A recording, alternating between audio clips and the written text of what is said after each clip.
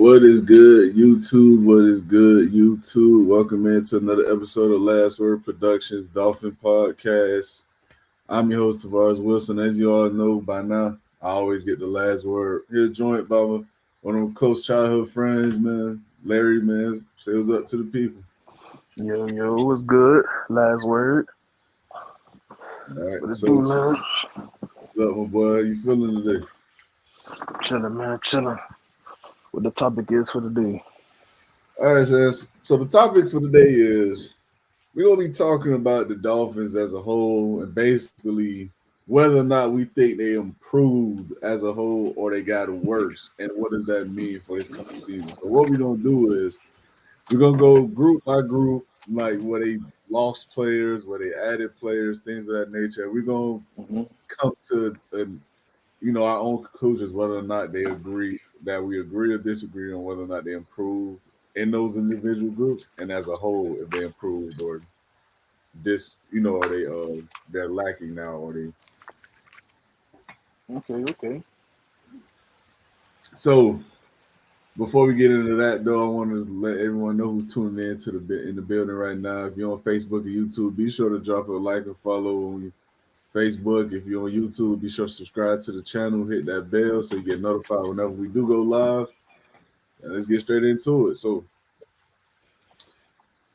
now the first group I want to talk about, we got to talk about the defensive line because as we all know, we lost Christian Wilkins, a guy who, in my personal opinion, we could have locked up 2 years prior before this, but it is what it is. Chris Greer doing Chris Greer things.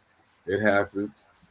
So Christian Wilkins walked. So you replace them with guys who are basically vet minimum players like Tart, like I believe they brought back Deshaun Hand.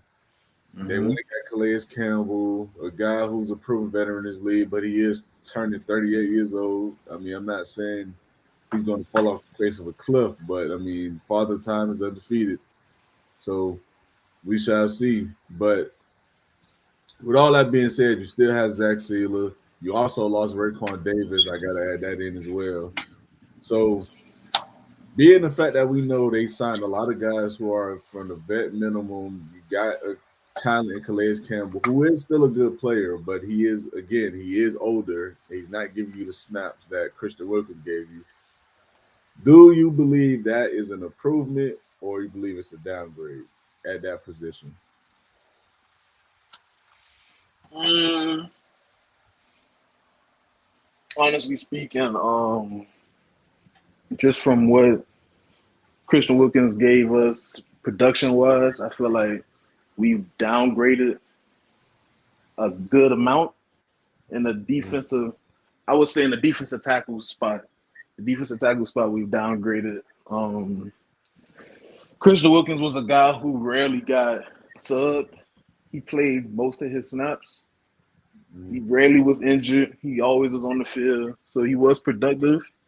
The money that he did get signed for, I personally wouldn't have signed him for, but like you said earlier, we should have been got this deal done 2 years ago. So I think we downgraded. We tried to look for.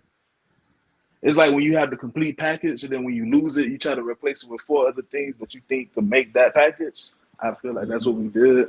So it was a downgrade. Right, for sure. And I gotta agree with you, man. I think that's the consistency. It's definitely a downgrade, and not only from the production standpoint, but you alluded to it a little bit, saying just his availability. I mean, this dude was an Iron Man. He never missed a game. Hell, he never missed a practice until he sat out trying to get his contract worked out. Mm-hmm. So this is a guy who week in week out you knew was just going to play, like regardless, and you can't replace that. I know you can't replace the production, but the durability year in and year out from an interior defensive lineman, a guy who was not only a high level productive player, but as well as the fact that he quite literally didn't take snaps off, excuse me, like you said. And on top of the fact he played every single game and every single snap. I mean, you can't put, to me, in my opinion, you can't. That's more valuable than him having 8.5 sacks on the season, Mm-hmm. like I that. Like agree. this dude was your rock, and he was one of, if not your best, your best defensive player. So you have to keep that in mind and bear that in mind when you're talking about these guys. We have to take into consideration the fact that this dude did not miss games, bro. He was there each and every week. So I think this is a significant downgrade, even though I do think Calais Campbell is a good player. I think it's still a downgrade nonetheless. But let's get off into this. This is one that's a bit controversial because I've seen people on both sides of the spectrum about this.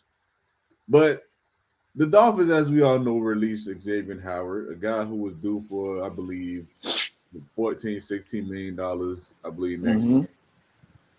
And they replaced him with Kendall Fuller, a guy who, in my opinion, listen, I'm not that high on Kendall Fuller, but I do believe at this point in his career, he can provide you a little bit more versatility in the secondary. But before I get into my spiel, what's your thoughts, bro? You think that's an improvement from that perspective, or you think they got worse? Oh, from what Kendall, from what Xavier Howard gave us, and I'm gonna say the previous 2 years, I don't. I think there was a good amount of a regression that came from him. He wasn't the same ball hawk type cornerback that we were used to seeing on Sundays, and he got beat in coverage a lot. On top of all that, with all the controversy that he had off the field, then getting hurt and everything, Kendall Fuller, I won't say he's a quote unquote upgrade, but he will be serviceable, and he does play very well in man-to-man coverage and underneath in the cover too. I think Anthony Weaver will utilize his bump and run type skill set a lot since he is a blitzer type defensive coordinator. So I won't say necessarily it was a downgrade. I loved Xavier Howard ever since we drafted him out of Michigan State, but this is one of them. This is one of them situations that's way different from the Christian Wilkins situation. It's like you said, father time, and you got rid of someone who was looking to get paid $15-16 million as a top cornerback when he no longer was that. So Yeah. I would take Kendall Fuller. I wouldn't say that it's necessarily an upgrade. Right, and he went to Baylor too. It was Baylor, yeah, I said Michigan State. My bad, Baylor. nah, you straight. But personally, man, I think this is one that kind of breaks even because I think you're gaining. I think you're gaining some things with Kendall Fuller, but you're losing some things by losing X. Because Yeah, I know X lost some of his ball skills. He still had better ball skills and played the ball better than Kendall Fuller ever yeah, had. definitely. So I think you're losing the playmaking ability on the outside when you're losing X for Kendall Fuller. But I do think you're gaining a more versatile corner with Kendall Fuller because I think he's a much better zone coverage guy. X, that was Mm-hmm. never his game. He's never been a zone coverage guy. That's why I didn't really work that well with Fangio last season because Fangio liked the mix and match. He didn't like to just play straight on man to man and blitz like Brian Flores used to like, or our other defensive coordinator. I forgot his name, but the guy who Todd Bowles. not Todd Bowles, the guy who came with Brian Flores and got fired last season. I forgot his name, but Oh my God, I forgot his name too. yeah, him. So it was like you're not playing with that system anymore. So you need guys who are a little bit more versatile who can drop back and just play a zone or play a certain proximity of an area. So I think Kendall Fuller Mm-hmm. does that a little better. So I think it's a stalemate between those two in terms of whether it's an improvement or you got worse or things of that nature. But gun in my head, if I had to choose, I would say for the sake of argument, they got a little better, not significantly, just slightly. Because again, I think Kendall Fuller, I think he still has some solid years of him. I think X is coming on to those one or two last years of his career. I think the injuries has become more than a concern for Xavier Howard at this point. And Mm-hmm. on top of all Josh that, Boyer, by the way. Josh Boyer. Yeah, Yeah, that's it just came to me. yep. You're absolutely right. But on top of that, like what you said, off the field scandals was getting a little outrageous too. So it's like you Mm-hmm. got a distraction in the locker room from that perspective. So, in my opinion, Kendall Fuller, if you want to sit and say he's a slight upgrade, I wouldn't be mad at it. But I think realistically, I think it's a break even kind of trade. I mean, kind of move, I should say. Mm-hmm. I Now, agree. for the let's go into the next position that they added, but that they added and subtracted from, and that's the safety position. So the safety position, as we all know, Brandon Jones signed with the Denver Broncos. I believe it was a 3-year deal worth 18 million, if I'm not mistaken. Mm-hmm. Sean Elliott, he's no longer here. I believe he signed a 1-year contract. I forgot with what team. And you replace those two basically with the likes of Jordan Poyer, a guy who is aging, who seemed last year seemed to take a step back, but not nothing crazy to the point where you are upset at this signing. And And Deshaun Elliott is with the Steelers. he would Steelers. You're right with the Steelers, but you get Jordan Poyer. You just recently signed Marcus May, another guy who, when he was playing at his best, he was a really good safety. He just can't stay Mm-hmm. healthy, and the injuries are starting to pile up on him. So, if you had to pick a side, my boy, who you think did you improve at this position or did you get worse? Um, and I'm being honest here. I Mm-hmm. think we upgraded the position, man. Jordan Poyer, I would definitely take him over Brandon Jones and Deshaun Elliott. I know youth is a big factor in football, especially since Jordan Poyer is turning 33 during the season. But Jordan Poyer was a perennial Pro Bowl safety over the course of what 4 or 5 years. Mm-hmm. Um, he's always been considered one of those top serviceable safeties. I wouldn't say top 10, but maybe top 15.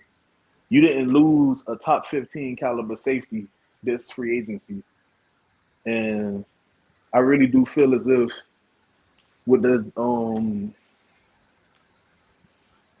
with the scheme that we're putting together now, that Jordan Poyer and Marcus May, since you brought him up as well, I think them two will fit our scheme relatively well. I do think Marcus May is, when I say an upgrade,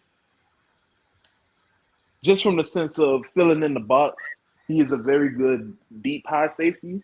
He's not the best cover guy, but deep high, he's able to play the ball. He's able to come up and tackle, land big hits. So if you ask me if I would rather have Jordan Poyer and Marcus May than Brandon Jones and Deshaun Elliott, I would choose Jordan Poyer and Deshaun. I mean Jordan Poyer and Marcus May. So I think it was an upgrade, a slight upgrade.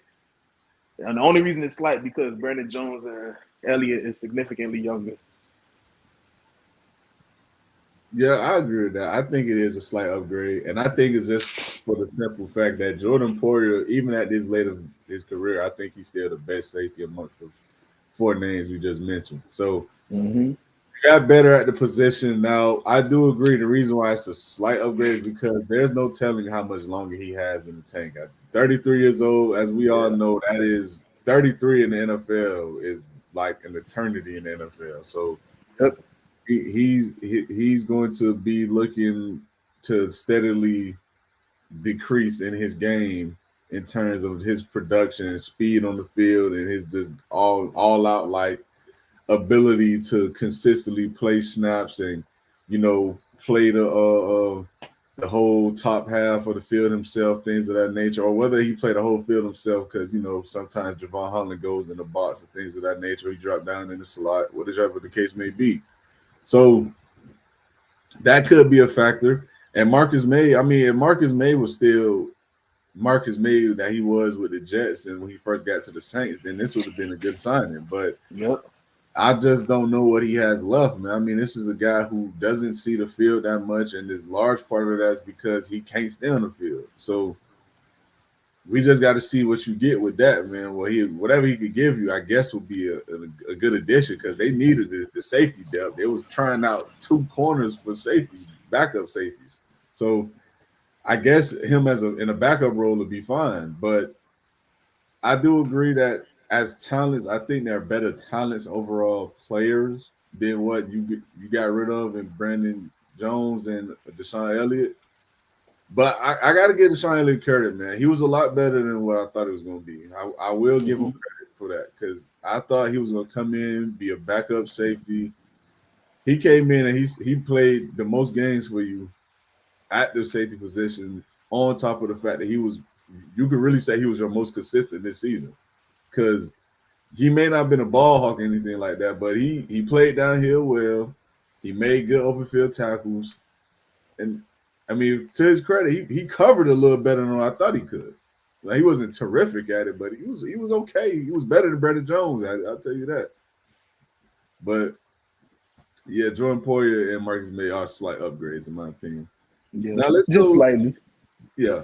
Now let's go into the other group that I think is, one-sided in the aspects, and that's the linebacker position. So we got rid of Jerome Baker, a guy who I've been saying for years that should not have been on this team, but it is welcome in my opinion. But you replace him with Jordan Brooks, and you also bring in Anthony Walker. So Hmm. how do you feel about that? Where do you stand with that? Nah, I think this was a upgrade by a landslide. Okay. Um, Jordan Brooks, I always felt like had great potential to be. I wouldn't say a great Bobby Wagner replacement. He could have been a great player in his own right, but just somehow, some way, he got lost in Seattle's system, especially because they wasn't rotating linebackers right, and the defensive coordinator just went in a whole totally different direction than what his assets are used for. Over here in Miami, you saw that with David Long, that's Jordan Brooks' game, covering the running back, covering the linebacker throughout the middle and the short half of the field, and pulling up and stuff in the run. That's Jordan Brooks' whole game, and he really would fit this scheme. He would have fit Vangio's scheme last year if we would have had him. So I think that's a big upgrade. Anthony Walker is a very good cover linebacker who catches interceptions. I don't know if you've seen him in practice, and I know practice right now is like no pass, everybody just feel loose and get back to football. But Anthony Walker's been catching a lot of picks in practice, and that's a good thing. That's a good sign coming from your linebackers, was something we desperately needed, and that was turnovers from the linebacker position. So I feel like this was a landslide, bona fide upgrade, especially replacing Jerome Baker. Um, I won't say Van Ginkel is a quote unquote linebacker since he was primarily a pass rusher, but just replacing guys like that with guys who could really play the middle of the field well, I think it was a upgrade, to say the least. Okay. And I agree. I think it was an upgrade, and I don't really think it's debatable. Listen, I mean, Mm-hmm. I don't think Jordan Brooks is just head and shoulders this phenom that's coming in. I think he's a serviceable linebacker who could be really Mm-hmm. good some games. I think Anthony Walker is along the same lines. I just think they're both better than what Jerome Baker was. That's Yeah. it's that simple for me. And Jerome Baker, listen, all respect to that brother, man. He came out, he played his heart out each and every week. I give him credit for that. He played through pain, he played through injuries, he played through some stupid stuff some of his teammates did. Because Oh my God, that hit, Commanders game, man. when Brandon Jones hit him and literally took out his knee, I was like, yeah, this dude got to go. But I gotta give him credit for that, man. He was an Iron Man, dog. I gotta give him that. It's just he just wasn't that good at football. I'm sorry to say it, he just wasn't. But at the end of the day, man, I think getting Jordan Brooks alone is an upgrade. So putting Anthony Walker with it just it's a clear upgrade at that point because now you got Yeah. a rotation. Now you got guys who can actually do a multitude of things, where you could throw in different packages in certain situations. Because I think Anthony Walker plays downhill pretty damn well. I think Jordan Brooks does as well. And I just believe, with them splitting snaps, if that is the route they go, I think that will keep both guys fresh and healthy because Anthony Walker has his injury concerns as well. But he, if he can get into a lesser role in terms of the amount of snaps he takes, I think he'll be fine for the most part. Yeah. So I think that's an upgrade from that perspective alone. And let's get into the most controversial, in my opinion, on the defensive side, whether was a upgrade or whether it was you got worse. And that's the edge position, D/DN. So as we know, we lost Van Ginkel, we lost Melvin Gordon, we lost excuse me, Melvin Ingram. yeah, Melvin Ingram. That's it, Melvin Gordon. Well, we lost Melvin Ingram, we lost Van Ginkel, and we lost Emmanuel Ogba. But losing them, you gained two young guys in the draft, and Chop Mm-hmm. Robinson, of course, Muhammad Kamara, and you also went out and got Shaq Barrett. So with Mm-hmm. those three interchanging, what do you think it is for you, an upgrade or a downgrade? Um, I will honestly say, and I'm honestly saying this, and I know a lot of people, not not necessarily Dolphins fans, because Dolphins fans knew how productive he was for us. But other than Van Ginkel, man, I think this is an upgrade. Going going and getting young guys, just to me, it just solidified that our mindset is getting to the quarterback, and that's something that we've been lacking a lot in that department, which was getting to the quarterback since hell, maybe even Cameron Wake. Like it's been a while since we had just a great pass rusher consistently. Um, Losing Van Ginkel, I feel like was our biggest loss. I'm not gonna say Emmanuel Ogba and what's my man name? I was just thinking about him. Melvin Ingram.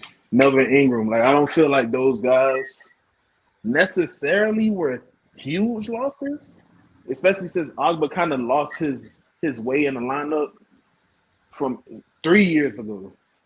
Like I feel like he lost himself and he really lost his pass rushing job. Melvin Ingram was really serviceable. We didn't even have him to start the year last year. We signed some because of the injuries to Jalen Phillips and Bradley Chubb. So getting Chop Robinson, who I a couple episodes ago was very high on before the draft. Like that's who I really wanted. That was my guy. Um, Muhammad, a very good pass rusher, very fast, coming off the edge. With Shaq Barrett, a vet, um, a consensus good to great pass rusher for many years in the league since the Broncos days all the way to the Bucks. I think that this is an upgrade. Okay. Well, respectfully, my brother, I got to disagree. I think this is a For sure. downgrade.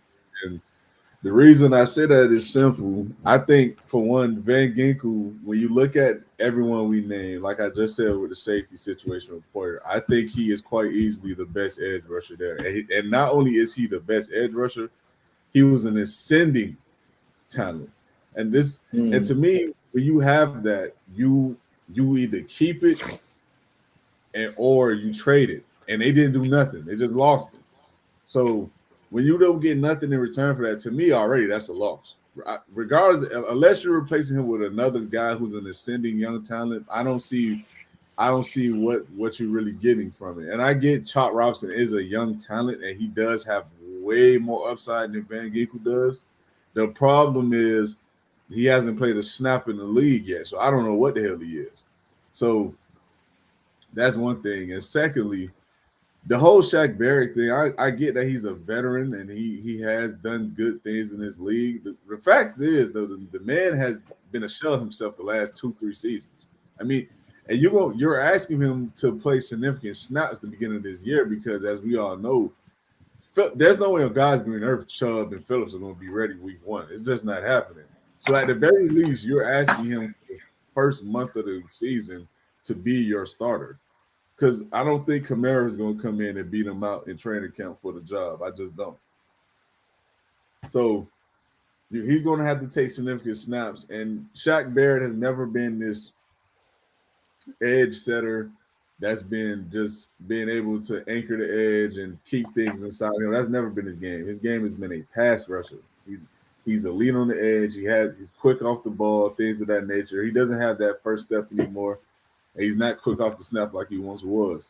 So when you got two guys who are primarily pass rushers and they cannot set the edge, because me and you talked about this with Charles Robinson. As much as I like his talent, I'm a little worried about whether or not he has the strength and just overall just size to set the edge at the next level. Because, bro, listen, we talked about it just with looking at one example in his own draft with Joe Milton. Like, these tackles that are playing in this league are monstrous. Like, you can't be playing soft and be small. Like, it's not gonna work. Yeah, maybe you could get past them and beat them for a sack or two a game. Yeah, that look good. But if you're getting souffled or pushed out the way every other play for a big chunk of game, 8-12 yards, that kind of comes null and void. So that's my other issue. Is as old as Melvin Ingram was, he set the edge well. He set the edge well. And May Ogba, I know his snaps was limited, but he's another guy that played the edge pretty damn solid. And Van Ginkel just played the edge overall pretty damn good in my opinion. He was disciplined. He stayed home, had good eyes for the ball, swatted passes down when he came his way. It gave you a couple touchdowns, scoop fumbles, interceptions. Like this, again, when you have an ascending talent like that, it's hard to replace that with another young player who's going to come in and just get better by the year like Van Ginkel was, or be better by the opportunity. So when I look at it from that perspective, it's hard for me to say this is an upgrade in any way. I think it is a downgrade. Just to battle your point. Mm-hmm. Van Ginkel, I love Van Ginkel. You know, and I'm not going to say that Shaq Barrett is necessarily better than him, but just from the experience standpoint, because Van Ginkel was a great man. I love Van Ginkel. I was pissed that I'm pissed he's going to Minnesota, but I really do feel as if Shaq Barrett to Van Ginkel kind of cut each other out. I'm not saying just from a production standpoint, but from what they bring to the table on as a pass rush. And then when I'm thinking about Ogba and Melvin Ingram, I seriously have faith in our first round draft pick, Chop Robinson, bro. Like, I'm not gonna say he's Cameron Wake, but he's gonna be, I feel like, a stud pass rusher for us. Now, if we were to go back to the draft and Jared Verse is there versus Chop Robinson, I would take Jared Verse because I feel like that was the best pass rusher in the entire draft. But I really do feel as if Chop Robinson will be productive this year for the Dolphins. I really do feel as if he will bring something to the table that we haven't had in a long time as a speed rusher. And I know setting the edge was a big point and why you said this was a downgrade, because these guys are primarily pass rushers, Barrett, Muhammad, and Chop Robinson. But I feel like that's what we missed the most. And that was just guys just getting to the quarterback. We had guys who were able to stop the run. Jalen Phillips, they really come in firing off like a first-round draft pick should in his first 2 years. But I really feel like this is an upgrade. Just to battle your point, you know. No, I understand. I mean, I agree from the perspective of they definitely got faster, more athletic.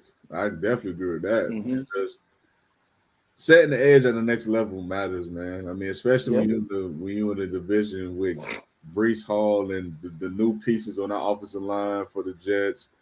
You got the the Buffalo Bills with their O-line and James Cook coming on. The Patriots always been a run-heavy team. Like you got to be able to play the edge and set the edge, bro. Like you're not going to make a living in this league these days if you're getting souffled by offensive tackles each and every week, and you're just getting gashed for 8, 12, 15 plus yard gains because your edge cannot set the edge.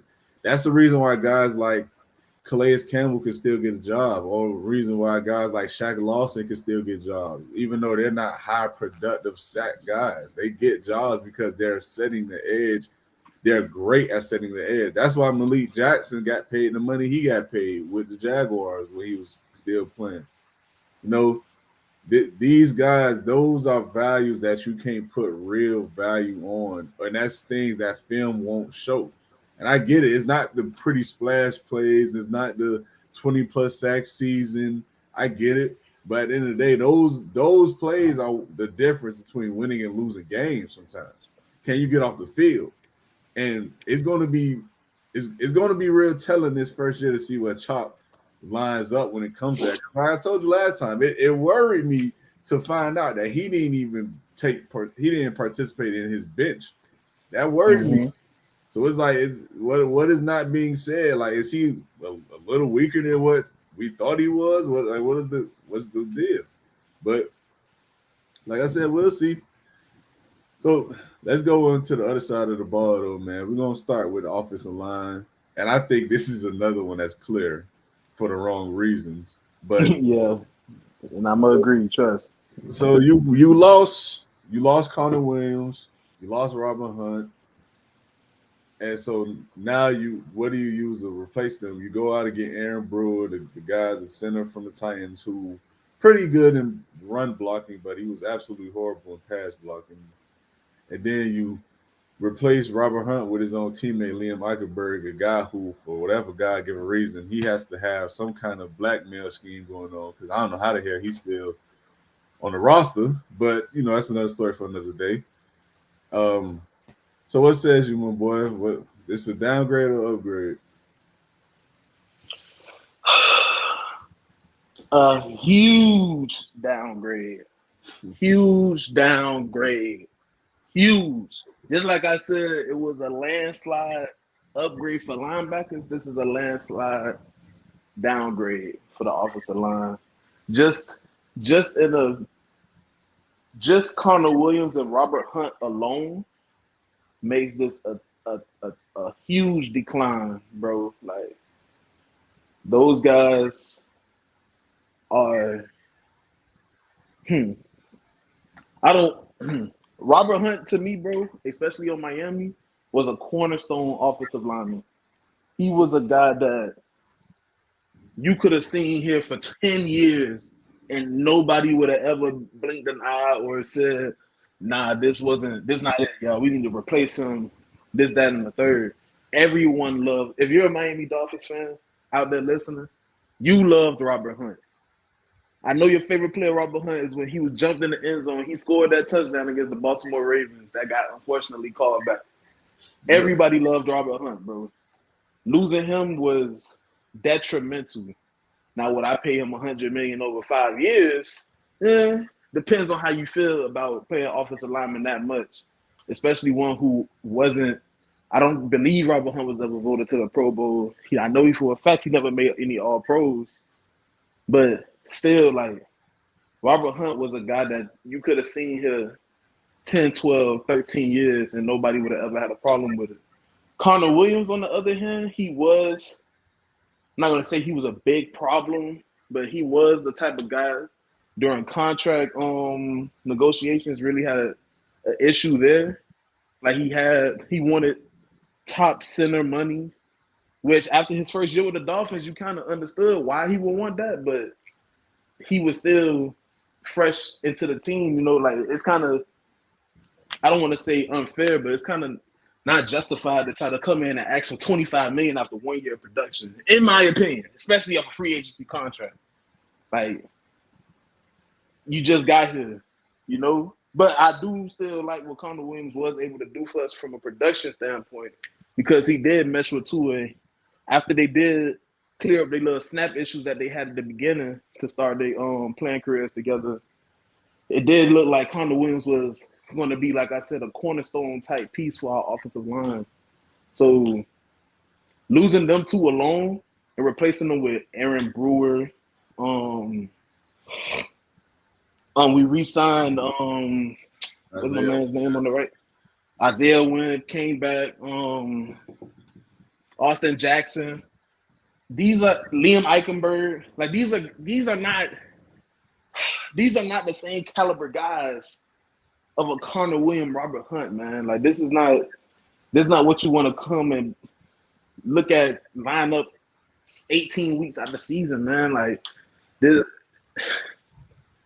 I'm gonna take a bold stand here. We're reverting back to the days where it was you kind of scared for Tua lining up on Sundays in his first 2 years.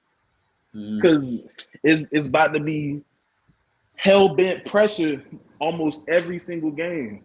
I hope they can find a way to mesh well with each other and find a groove and find a way to play alongside each other as an offensive line, of course, because, I want my team to be successful.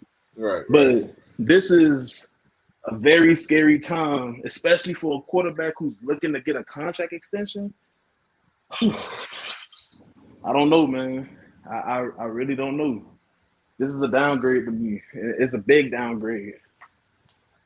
Right. And I agree, man. I think it is a significant downgrade. And listen, I know a lot of people will sit up and say, "Oh, well, I wouldn't have paid Robert Hunt $20 million annually, whatever the case may be." I get it.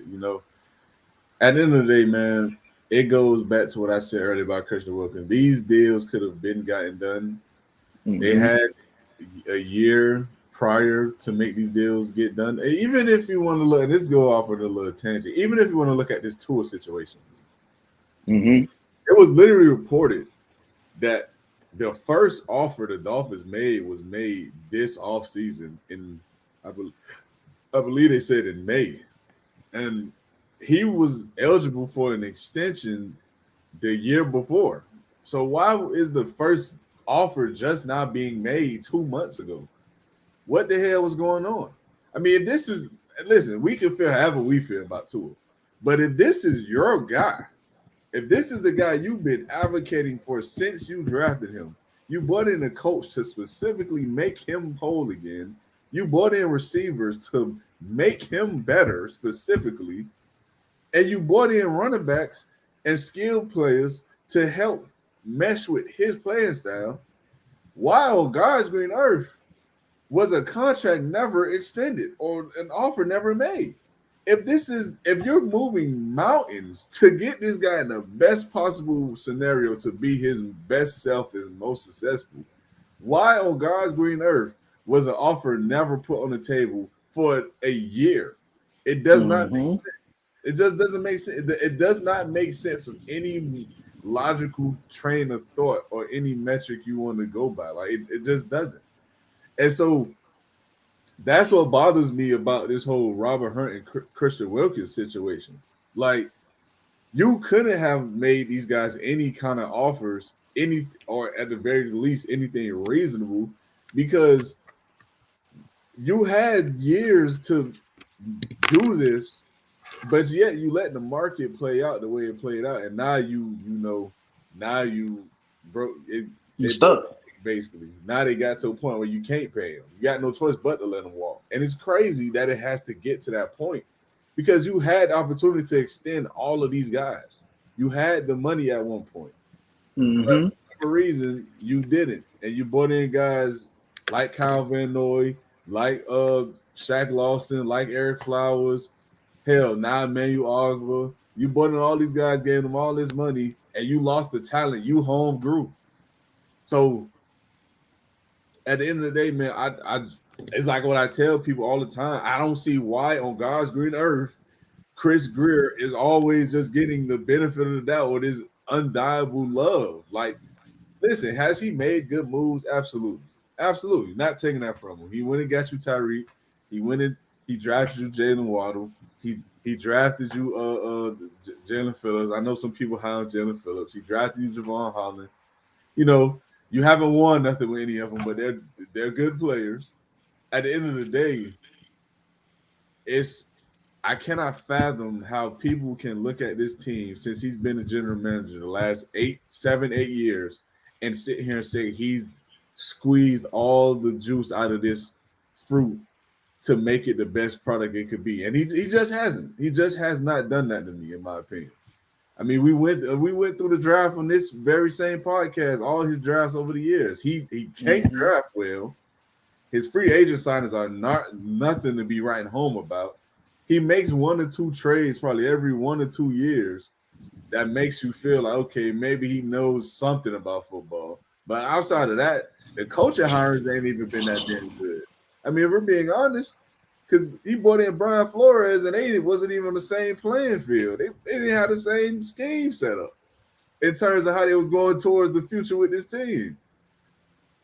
So it's difficult for me to sit here and say Robert Hunt wasn't worth X, Y, and Z. We didn't even give him a chance to sign any offer.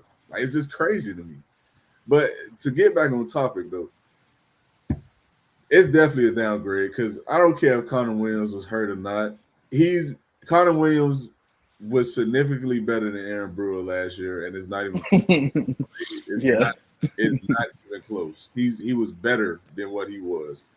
And Robert Hunt, come on, what are we talking about? He I said this on here before to you and Rio, bro. Like, he, in my opinion, was our best offensive lineman. He was. In terms of availability, skill, consistency, you never really seen him having too many penalties and things of that nature. You rarely ever seen him blown. He really improved from the first 2 years in the league, man. Exactly. So it's like you lose your 2 best linemen and you replace them with someone who's okay, I guess, in Aaron Brewer, and someone who is just terrible in Liam Eichenberg. Oh my God. So I just don't see the vision. And I guess this is yet again Chris Greer doing Chris Greer things because he wants to prove that Liam Eichenberg was not a waste of a draft pick or not a waste of giving up other picks for. But I guess we shall see. But yeah, man, I agree. This is a bad downgrade. Yeah, it was absolutely terrible. The trenches as a whole got worse in my opinion. But let's get off into the next position group we're going to talk about. And we're going to talk about the receivers. So outside of just getting Odell Beckham, you drafted 2 rookie receivers in Malik Washington and Taj Washington. I know I've heard some good things out of camp from them, out of practice for them. And you essentially replaced them, you used them to replace Cedric Wilson. Eric Izukama is still there, but I'm not sure much longer he has. Who else was on the roster? Robbie Anderson. You essentially get younger with those 2 guys, and you bring in a proven veteran, Odell Beckham. So how do you see that? Is that an upgrade or a downgrade in your opinion?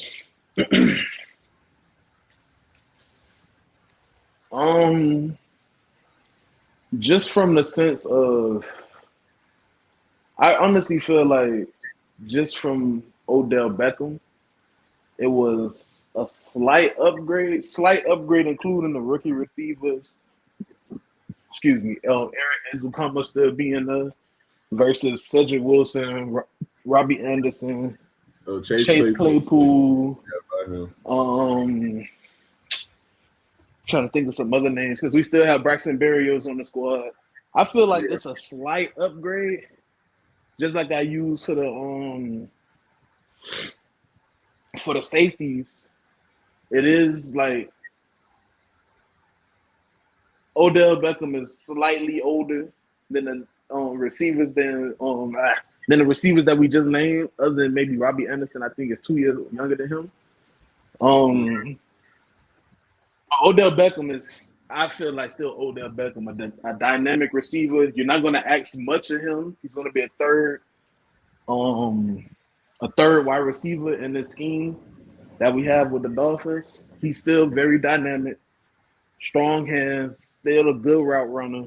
I mean, like I just said, it's still Odell Beckham. This is still OBJ. I still do feel like he had a lot that he could bring to the table, especially with a high speed, high dynamic offense like this. The two rookies, I haven't really seen much on them.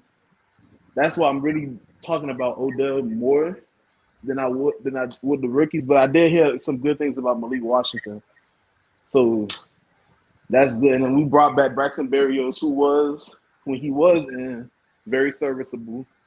Caught us some good first down, caught some great clutch third down catches for first down. So when you look at Cedric Wilson, didn't really fit into what Mike McDaniel was doing until he put him in and he saw, oh, I do have a third wide receiver on this roster. We paid him on a 3-year deal and we used him for half of a season. That's not good.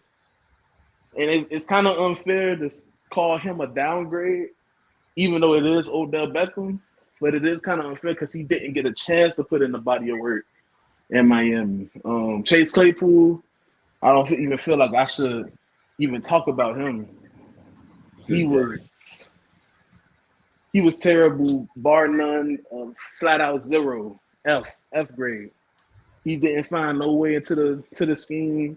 He couldn't block. When he did get some footballs thrown to him, he dropped them. Like it was a waste of a trade. We could have used that pick on something productive. And Robbie Anderson, I feel like he fit the scheme. He just didn't find his way. Robbie Anderson could have done some things with us, but I feel like he just couldn't find his way to stay on the field. I did hear some things last year that he wasn't really competing that well in practice last year. That's why he was cut. But then, we started getting injuries at the receiver position, so we brought him back. It didn't look good.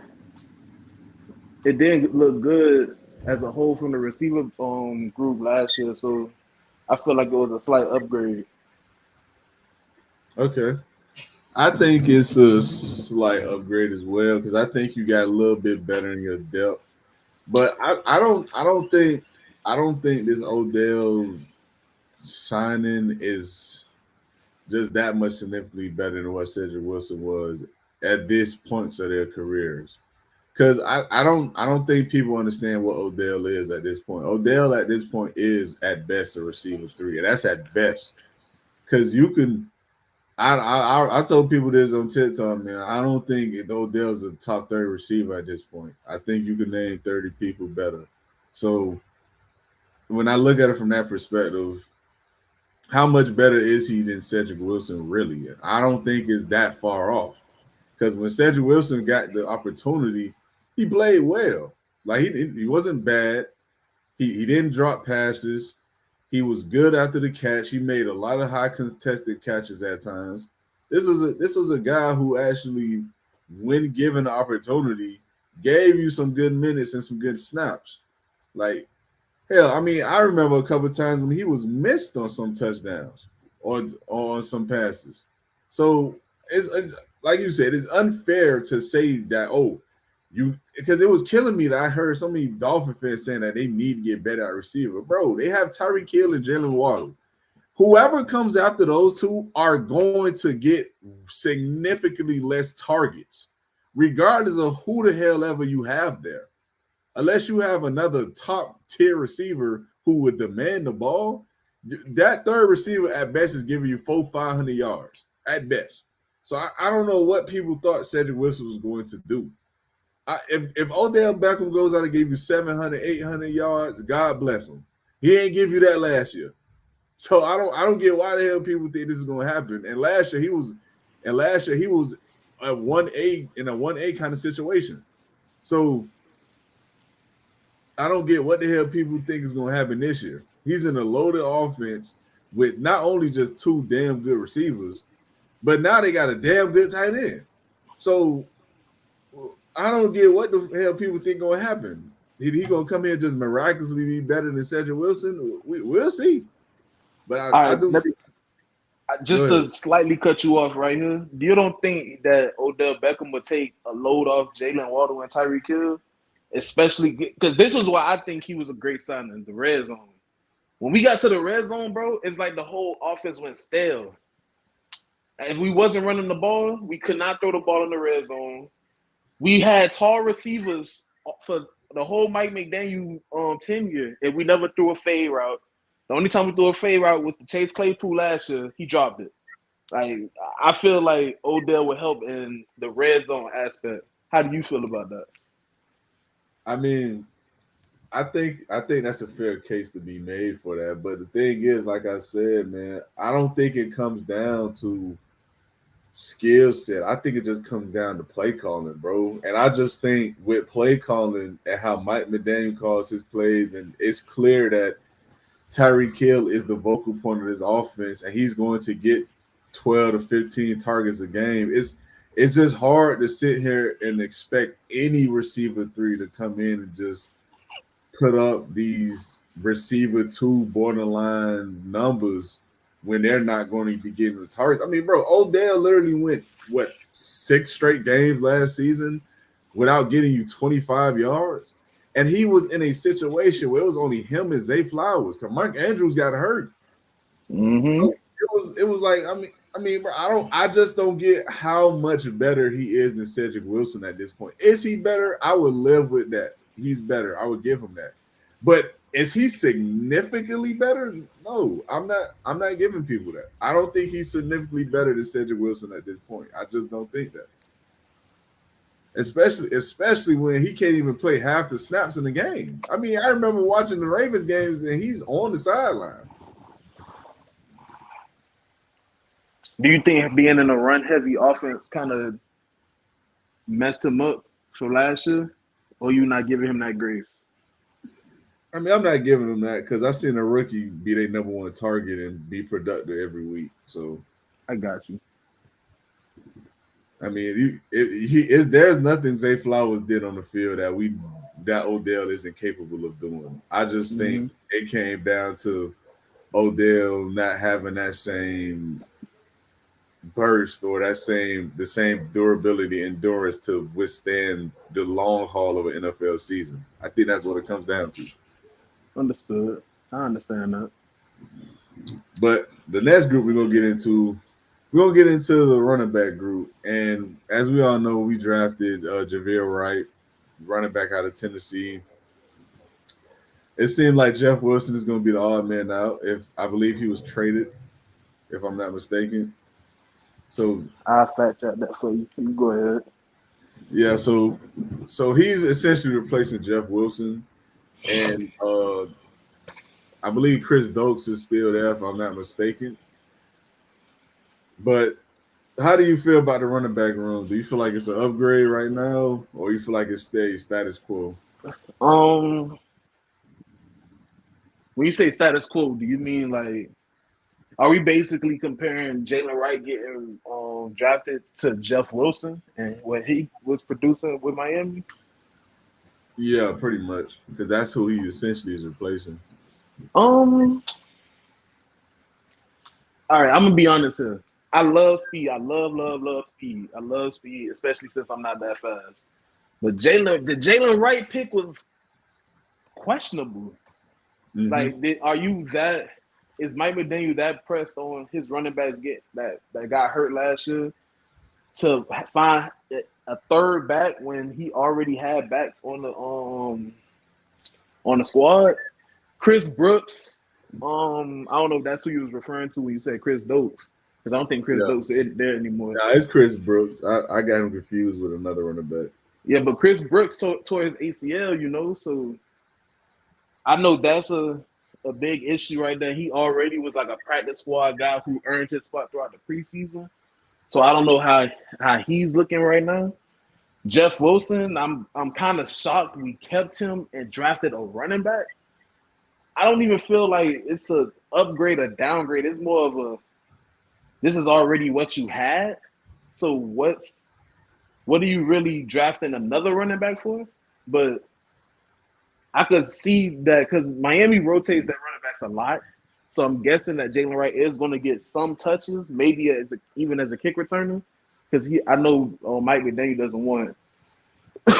Excuse me. I know he doesn't want A-Chain to be returning kicks, then coming out to running 8-7 rushes a series. So I'm trying to see the light in the Jalen Wright selection. I won't even necessarily call it an upgrade from Jeff Wilson, because Jeff Wilson is when he was in, a productive back. So I'm gonna stay stagnant on this just because I questioned the Jalen Wright pick from the get-go. But like I said, I do love his speed. He does have upside, and he's young. So whatever he may give you, it may be a positive, to be honest. It could be a positive. I wouldn't even necessarily say it's a negative since he's a rookie, because if he doesn't pan out, you can ship him away. So I'm going to stay stagnant on this. I didn't really think it did anything for our running back room. Plus, we know who our running backs 1 and 2s are. So, Right. And I agree. I think it's pretty even killed in terms of what you were coming in from last season to now this offseason. I think you are absolutely right. I think it's the same thing. yeah. And I don't know how good Jalen Wright will be, but I do know his touches are not going to be that damn high, because they just extended Raheem Mostert for at least another year, and Devontae Chan seems to be the back of the future as long as he can stay on the field. So I don't know how many touches this guy's going to get. So I think you're going to be looking at pretty much the same 1-2 tandem. But let's go off into the next group, and the last group we should talk about on the offensive side. And we're going to end on a positive note. We're going to talk about the tight end position, bringing in Jonnu Smith, and essentially he's either going to replace excuse me. He's either going to replace what's our tight end now? I forgot his Durham name. Smythe. Durham Smythe. He's going to replace Durham Smythe, or he's going to split snaps with him. Excuse me. So, what do you think that is, an upgrade or a downgrade? Well, I for sure hope he doesn't split snaps with Durham Smythe. I think that Jonnu Smith is going to come in and by far take the starting tight end position. So I do think it was an upgrade. It's a very good upgrade. Durham Smythe, I know a lot of people love him, and shout out to Lewis. I know Lewis is a big Durham Smythe fan, because he likes his blocking and everything, but he's not a vertical dynamic tight end. Yes, occasional. I don't want to say occasional. He does have a very good hands, strong hands. He came in and made some really good catches, but what do you look at outside of that? He gives you nothing. He's not dynamic. He's not the fastest out there. The blocking he's good at blocking, but when you really need him to line up against some defensive ends, most tight ends are, getting killed on the edge. So we can't really give him a good grade on blocking. So what does Durham Smythe even really give you? And you're not paying Durham Smythe. I don't think you're paying Durham Smythe. So Jonnu Smith is a very good, clear-cut upgrade at the tight end position. I really love that pickup. He's gonna get, like I always said, like I said when free agency first started, we need to go get a tight end who can get vertical, who can become dynamic on an offensive passing game, who could go for 70 yards and help his quarterback out, because his quarterback depended so much on his receivers that when he's finally going to get a tight end who could run like a running back, catch like a wide receiver, block like an offensive lineman. I really love the Jonnu Smith pickup. So, yeah, I think it was an upgrade, man. And it's more so an upgrade because Durham Smythe can't give you nothing that Jonnu Smith gives you. I agree. I think it is an upgrade. And the reason why I said they might split snaps is because I read some articles and stuff and it's saying that might be the direction Miami goes in. So we'll see. But I do think it's an upgrade. I think Mm-hmm. Durham Smythe is better. I mean, as he's a slightly better blocker, but he's not a great blocker by any stretch of the means. He's not. I mean, he's serviceable at it. He's okay, That's serviceable, yeah. but he's not going to go out there and be George Kittle or anything like that. He's not that. Mm-hmm. But I do think Jonnu Smith is the much better athlete. He's the more dynamic player, better in open space. Durham Smythe is your prototypical tight end who's a possession catcher, can help you move the chain. He's not dynamic in any way, shape, or form. He's a traffic cone basically. He'll catch you. He's a poor man's version of Jason Witten. He'll catch Mm-hmm. the ball. He's not going to get upfield in any way or be dynamic with the ball in his hand, but he can consistently catch the ball and he can get you first downs. He'll move the chains. I give that to him. There's value in that in this league. There is. So I'm not taking that from him. But at the end of the day, you needed more out of the position because it was just some games you will forget he's even out there. So Exactly. you needed more from the position for sure.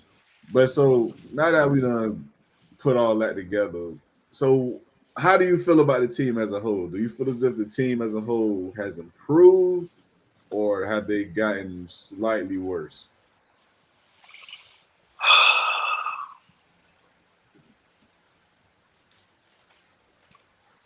I feel like we got slightly worse, man. And I feel Okay. like we got slightly worse because we lost. The loss compared to the game is huge.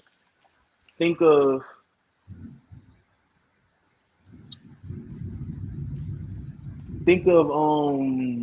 Christian Wilkins, Connor Williams, Robert Hunt, um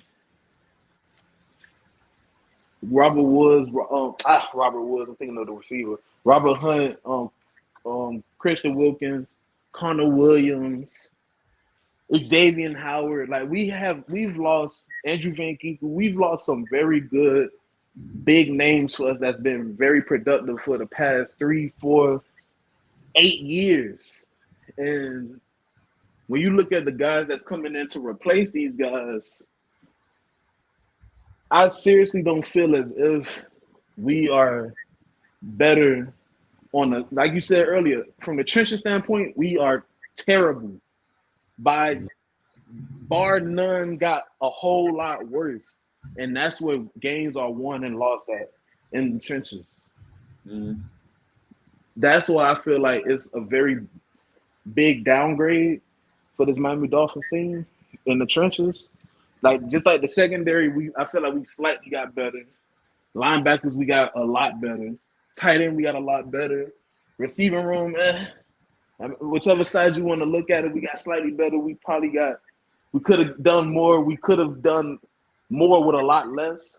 But when you look at the whole team and the whole picture of the team, especially when you do include the fact that Tua still hasn't gotten a contract extension, I feel like the team got worse, man. Slightly worse, but not a lot worse. Like, I still think we're a playoff team. I still think we could go out there with 10, 11, maybe even 12 games. But when you start thinking about deep playoff pushes, hell, even winning a division, I'm scared, man. I feel like we've taken a step back. The only saving grace is that the Buffalo Bills took a step back, too. Right. The thing is, though, the Jets took a step forward. A big step forward. And I hate to admit it, but they took a big step forward. And that's the stuff that scares me, man, because you still got to look at division. Like, excuse my friends, but fuck everything else. What has your division done in this offseason as well? You can't just look at what we did. We struggled against Buffalo still. We had close games with the Jets, except that shutout that we had. Even though Tim Boyle was playing, and then we shut them out, I think, a couple of years ago. The Patriots finally moved on for Mac Jones. New head coach, a very young, dynamic team. Those young, dynamic teams come in and make splashes. So we really gotta watch our backs. All while we still watching Buffalo back because they've been winning the division. So I don't know. Hey, it's gonna be tough to look at this team and say, yeah, man, we are locked for 14 wins. We winning the division. We running the table. So I think we got slightly worse. I agree. I think it's slightly worse, and the reason I say that is because I do think there's a little more depth in some areas than more so you had than last year. But your starters are just facts are the facts. They're just worse in some areas. Mm-hmm. I mean, Yep. the trench play is significantly worse on both sides of the ball. I think your safety play is better, but I also do believe your edges specifically are slightly worse. Because I do believe again, setting the edge in this league is important. Is a lot of people in this league make money off setting the edge, man. So I think that's something that is slightly worse and a position that's gotten slightly worse. And as far as the situation go with Tua, the reason why that situation is going to get scary or grim soon rather than later is because if a deal isn't made soon, this is a guy that will be sitting out training camp. And Mm-hmm. all that's going to do is affect the team chemistry and with new weaponry. I mean, you can't afford that at this point, especially when, again, you have teams your Jets who have gotten better this offseason. I get it. Aaron Rodgers missed mandatory mini camp, whatever the case may be. Listen, this is Aaron Rodgers at the end of the day, people. Like, he'll go out and as long as he got a right arm, he could give you 3,800 yards and probably 25, 28 touchdowns. As long as he got his right arm, the Jets will be in every game they play, as long as he can play. And that's not even counting the talent they have over there. Mm-hmm. So it's going to be a hard fought division because as long as 17 is taking the field for the Bills, it's going to be a long Sunday. And there's no telling what the Patriots could be in the next 2-3 years. They're young. They got a talented quarterback in Drake May. They went out and got some young talent as well. I mean, you just never know. You just never know. The uncertainties around certain teams are sometimes good. So you just never know. So yeah, I do feel like the team got slightly worse, and it doesn't help that every other team around you has seemed to be going in the right direction. And Mm-hmm. Especially the AFC as a whole. and that's what I'm saying. Not even just your division. I mean, if you look at the AFC as a whole, I mean, the Colts getting healthier, AR coming back, Houston got better. I mean, Mahomes is still with the Chiefs, so they're gonna be in it. Lamar and them got Derrick Baltimore Henry. got better. Yep. So it's like you really have to. The Raiders got better. Competition. Yeah, the Raiders got better too. I mean, listen, a lot of people give Gardner Minshew flake, but Gardner Minshew had the Colts competing in every game last season. The Colts missed the playoffs off a game.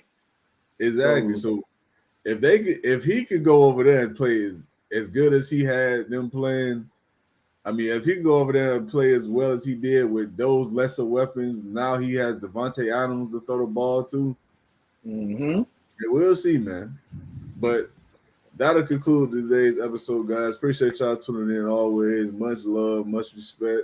If you're not already, go ahead and tune in to the show, Lastword Productions on YouTube. Be sure to subscribe to the channel, like the video, click the bell to be notified whenever we do go live. I'm also on Facebook, Twitter, Instagram, TikTok, wherever you can find me.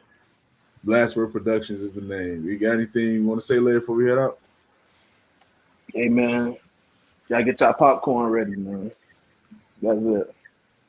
Tune in to Last Word every week, every weekend. Let's get it, man. Right. All right, guys. I'll see y'all in the next one.